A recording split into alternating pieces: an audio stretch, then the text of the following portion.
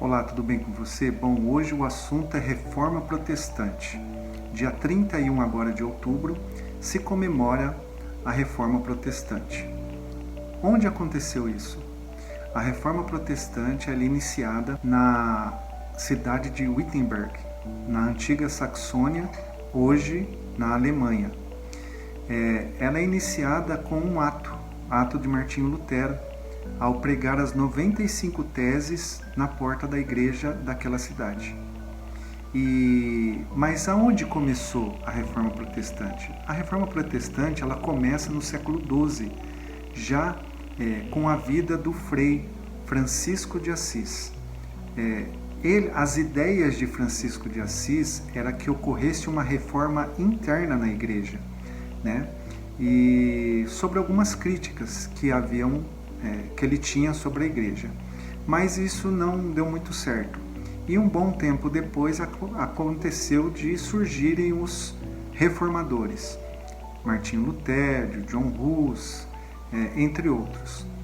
A reforma protestante acontece com a crítica à Igreja Católica da época, contra as indulgências, que era a venda, né, de uma permissão no céu, das pessoas e dos seus familiares que já haviam morrido, abusos de poder, enriquecimento e também o envolvimento com a política governamental. Então as críticas elas sempre foram baseadas nisso. E nós temos as 5 solas, muito divulgadas, que ela é um resumo, como uma base teológica fundamental para que todas as vertentes protestantes, né? Ou seja, as vertentes evangélicas, que se surgiram a partir desse momento, né? E a partir dessa reforma protestante surgiram as várias correntes teológicas, que são as igrejas que nós conhecemos ao longo do tempo e que muitas delas ainda participam dos nossos dias. Então nós vamos relacionar as 5 solas e refletir um pouco no que essas 5 solas podem fazer, podem nos auxiliar no nosso dia.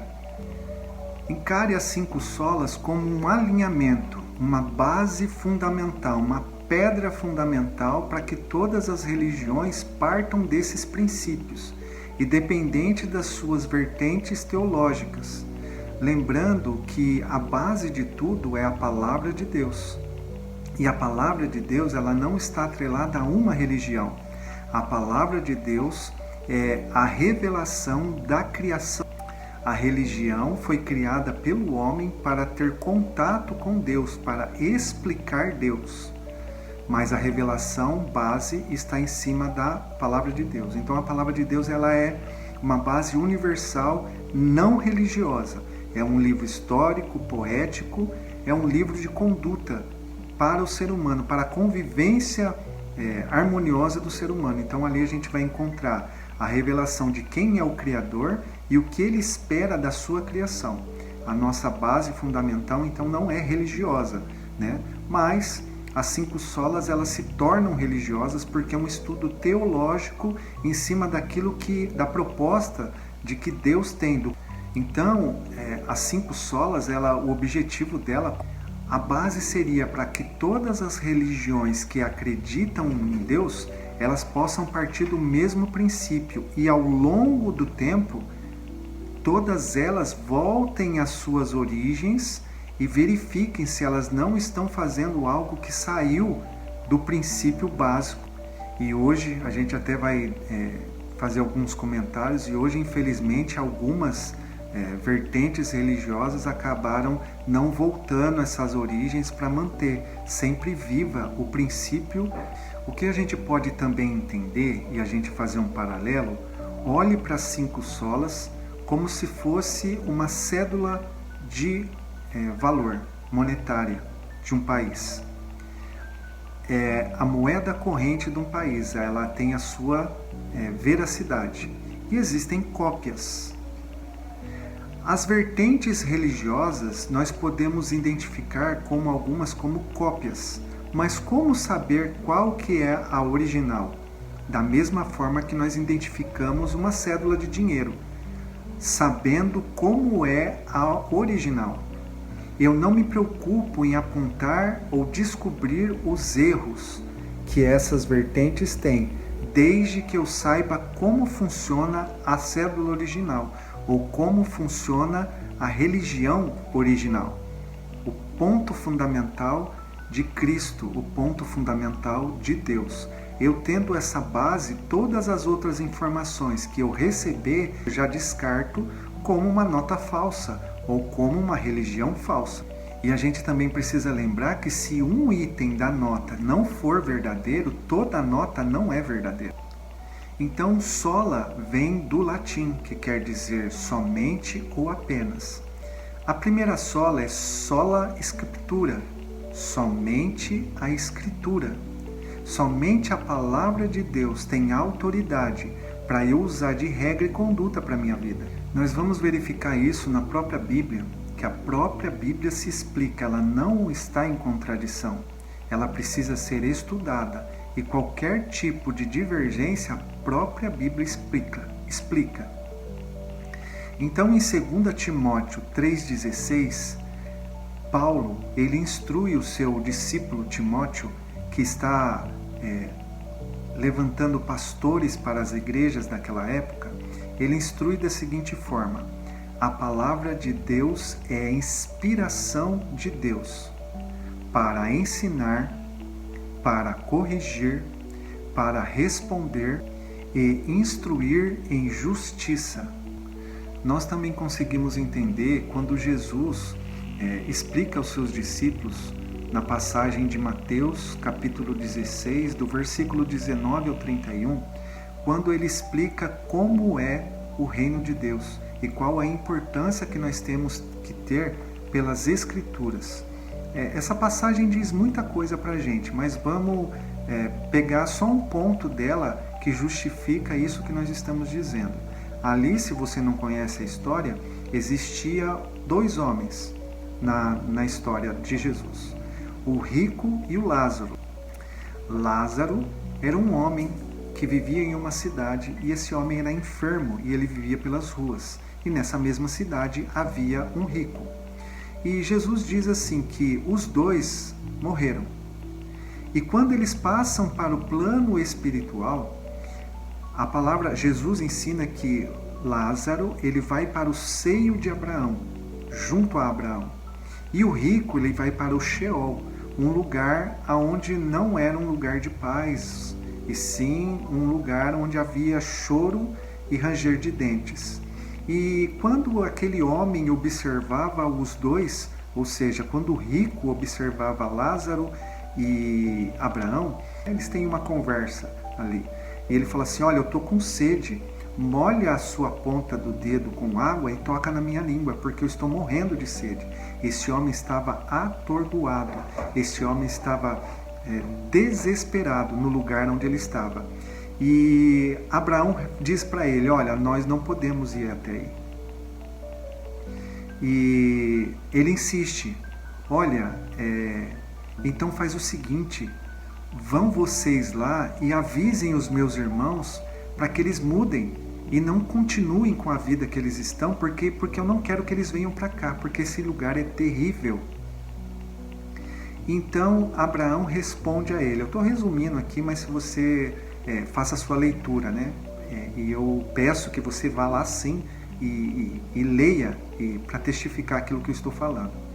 Então Abraão diz para ele assim: nem é conveniente que eu e nem Lázaro volte lá, porque eles já têm Moisés e os profetas.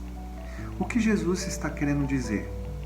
Que lá existem Moisés, que quer dizer a palavra, a Torá, o Pentateuco, os 5 livros que mostram a revelação de quem Deus é. Os profetas são os homens que têm a conexão com Deus, que avisam aqueles que ainda não têm essa conexão. O profeta na terra serve para avisar aqueles que ainda não conheceram a Deus, para que eles possam ter as suas próprias experiências com Deus. E tudo isso através da palavra.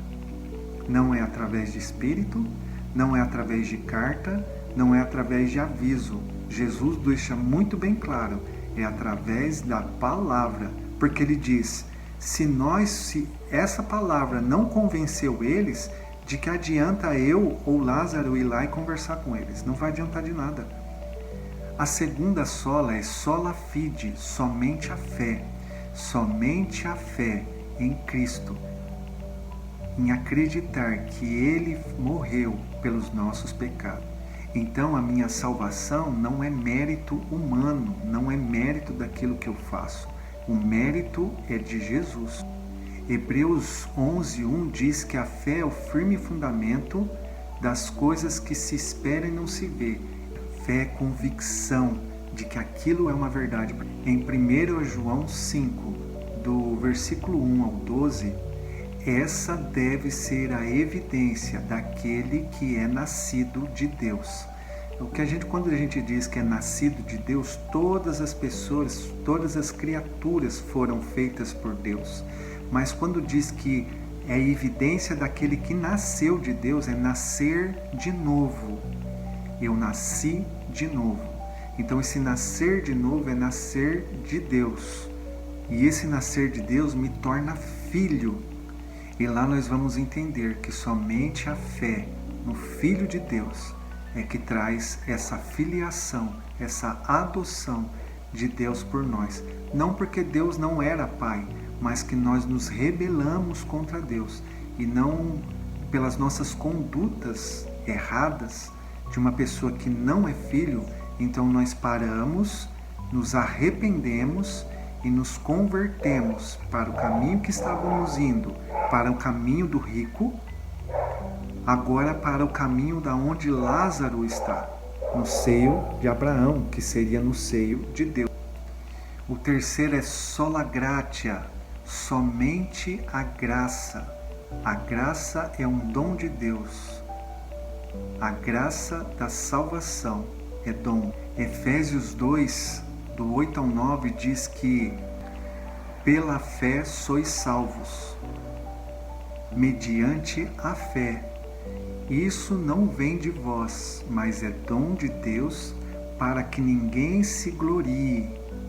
Então, a glória da minha salvação não é pela obra que eu faço, mas pela obra que Jesus fez, que morreu pelos nossos pecados. Então, ninguém vai se vangloriar, porque existem pessoas que estão impossibilitadas fisicamente de exercer algum tipo de obra. Então essas pessoas elas iam ser descartadas por causa elas não conseguem fazer a obra, seja aquele que está sofrendo na idiotia ou aquela pessoa que está vivendo em situações vegetativas. Então essas pessoas não têm a oportunidade pela obra de se salvarem. Então a salvação não é por obras, e sim pela graça, pelo dom da graça. A graça te isenta do salário do pecado. Aonde nós fizemos algo errado, quando nós nos declaramos para Cristo que Ele é nosso Senhor e nos arrependemos, as consequências de corrigir o nosso erro cabe a nós. Mas o peso da condenação da atitude ele é retirado. Nós não pagamos mais, porque Cristo já pagou pelos nossos pecados.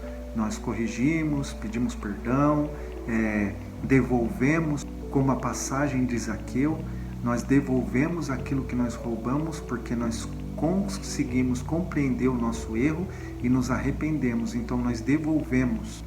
E quando eu entendo aonde há graça, não existe o orgulho de bater no peito e dizer eu sou melhor porque eu conquistei pelo que eu fiz. E muitas pessoas muitas vezes entregam uma cesta básica ou fazem alguma atitude e dizem assim, agora estou com a minha alma lavada, agora eu posso continuar minha vida normal, achando que isso é um demonstrativo de resultado financeiro. Olha, coloca aí na minha conta as coisas positivas e deixa separado as negativas. Quando eu chegar no dia do julgamento, a gente vai fazer uma conta para ver se sobrou algum valor para mim. Não é assim que funciona. Nós precisamos também entender que a graça, ela supre a nossa incapacidade. Nós não somos criadores do ar, nós não criamos a terra e não somos nós que desenvolvemos uma plantação. O alimento que nós comemos, nós podemos até semear a semente, mas nós não conseguimos, pela nossa força, pela nossa palavra, nós podemos fazer o que for, nós não conseguimos fazer o processo do crescimento e determinar, muito menos da nossa vida, da nossa própria estatura. Não tem como nós determinarmos se nós vamos ter um ou menos fio de cabelo, se nós vamos crescer 1 centímetro ou diminuir. Não cabe a nós esse tipo de crescimento. O crescimento das coisas vem de Deus, então é um dom gratuito. A terra onde eu vivo não foi eu que criei, então eu recebi como um dom. Dom é presente, então eu recebi o presente da terra, eu recebi o presente do alimento, eu recebi o presente da saúde, de me manter apto para desenvolver, para poder falar, para poder raciocinar. E eu também recebi o dom do ar que eu respiro. Não vem de mim, não vem da minha capacidade e do que eu faço ou deixo de fazer. Ele é um presente do Criador. A graça, ela não elimina a exortação e amor. A graça que eu recebi não quer dizer que a graça do perdão, eu tenho sim que perdoar o meu irmão, mas eu preciso alertá-lo, avisá-lo do erro que ele está cometendo em amor, sem apontamentos, sem violência, mas em amor, lembrando que nós estamos no mesmo barco. A graça de Deus, ela não é substituída pelos nossos afazeres que nós possamos fazer pelas pessoas. O que nós podemos fazer pelas pessoas é uma gratidão, forma de gratidão, porque a palavra também diz que quando nós fizermos aos nossos irmãos, estaremos fazendo para Deus. Isso é uma forma de gratidão. Toda a nossa boa ação é uma forma de gratidão por tudo aquilo que eu já recebi como dom, como graça de Deus. Infelizmente, muitas pessoas têm confundido e entendendo que a quantidade de serviço que ela faz dentro da igreja ou fora da igreja é que vai determinar a salvação dela. E não é isso. Nós precisamos entender que a primeira busca que a gente tem que ter é nós, ser humanos, com o Criador, no nosso particular, no secreto. Jesus ensina: entra no teu quarto, fecha a tua porta e ora, e fala com o Criador. Esse é o primordial, primeira busca do reino de Deus. A primeira busca é falar com o Criador. Depois, a nossa segunda prioridade é a nossa família. A nossa família vem depois de Deus. E depois da nossa família, abastecida, cuidada, direcionada para o contato com Deus, principalmente para os homens, que são aqueles que são os representantes da família, os representantes de Deus dentro de uma casa, aquele que vai levar a sua esposa para a palavra de Deus, aquele que vai levar os seus filhos nos princípios de Deus, é o homem, precisa ser o homem. Esse é um papel do homem, não é papel da mulher. Essa é uma responsabilidade dele e ela não pode ser substituída, a não ser quando na casa não há o homem, como aquele provedor do entendimento.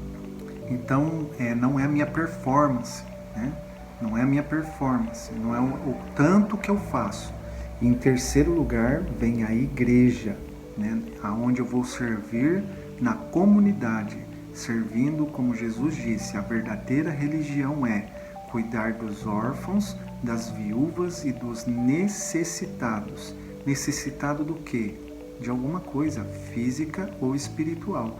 Nós precisamos servir a comunidade desta forma.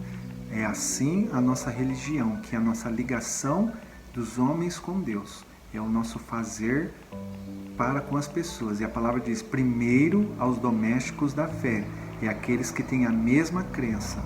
Não me isenta de fazer para aquele que não tem a mesma crença que eu tenho. Mas primeiro eu preciso priorizar aquele que está no caminho comigo. E depois fazer também para os outros, a fim de que eles possam me enxergar e entender que a conduta que nós estamos vivendo, ela é uma conduta correta e essas pessoas possam também querer viver desta forma. Então nós entendemos que a graça, ela é o alicerce do relacionamento de Deus para com os homens. Então a gente já chega devendo, né? A gente já chega já com uma conta, né? Eu preciso agradecer pela graça que eu já conquistei. A quarta sola é: somente Cristo é o mediador de Deus e os homens. Não existe nenhuma outra figura na terra, nem em cima, nem embaixo da terra, que seja o mediador de Deus, o Criador, senão Jesus Cristo. Não é pessoa que já viveu, seja a mãe de Cristo, e não é também nenhuma entidade superior que seja o nosso mediador. O mediador sempre será Jesus. E quando nós aceitamos Jesus como nosso mediador, aquele que tem o contato direto que a gente pode ter com Deus, esse contato, esse sentimento de querer ter Jesus, ele substituirá todo o nosso pecado, todos os nossos vícios, toda a ambição. Ele vai substituir pessoas que muitas vezes nós viramos dependente de pessoas. Nós não podemos ser dependentes de pessoas. As pessoas, nós, homens, humanidade, nós somos falhos. Nós precisamos sim acreditar nos nossos irmãos e caminhar junto com eles. Mas ser dependentes, depender a nossa vida para as pessoas está errado, né? A nossa dependência é de Cristo. O homem ele pode falhar, o homem ele pode se equivocar naquilo que ele está pensando, mas Cristo não.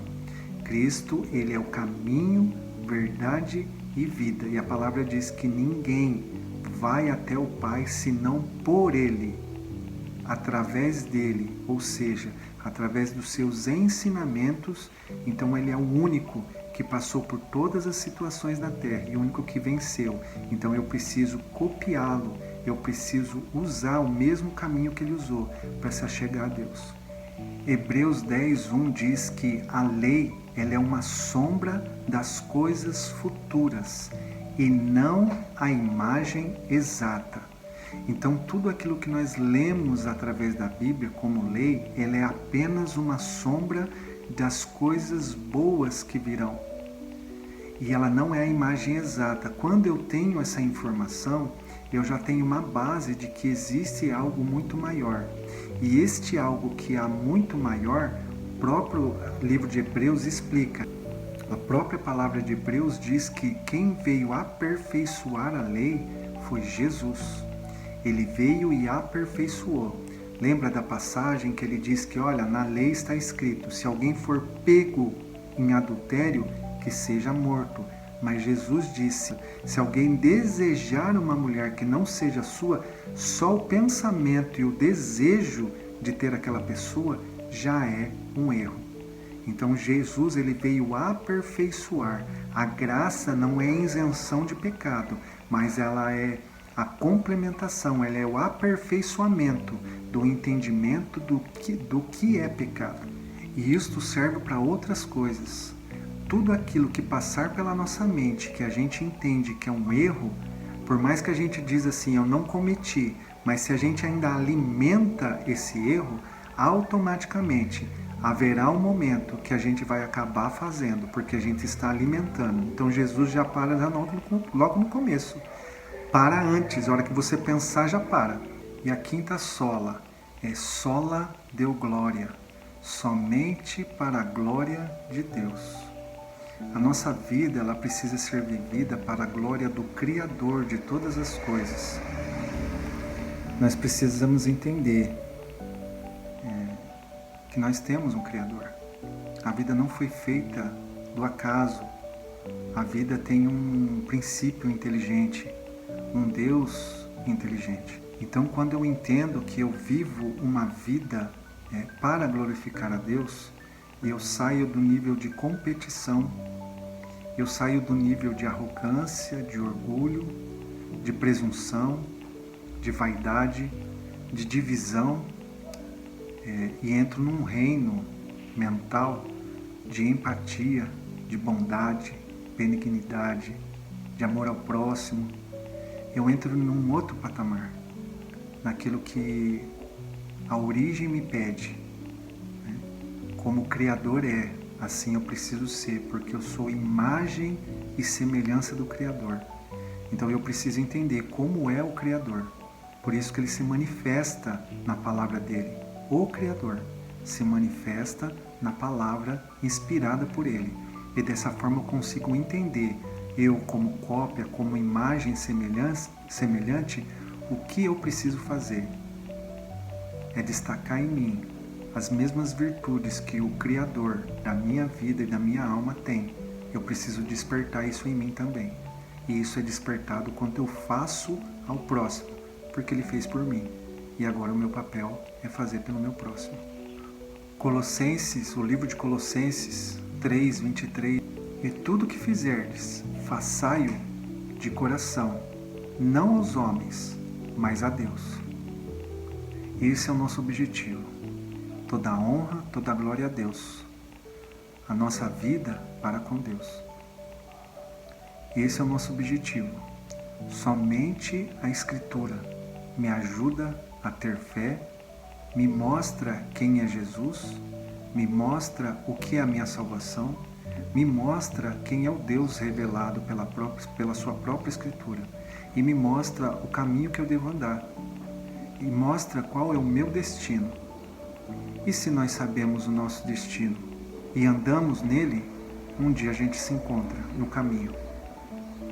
Todo aquele que vai para o mesmo destino, vira e mexe, se encontra no caminho. Que você possa encontrar o seu caminho no Criador, não na religião, mas no Criador de todas as coisas, que é Deus.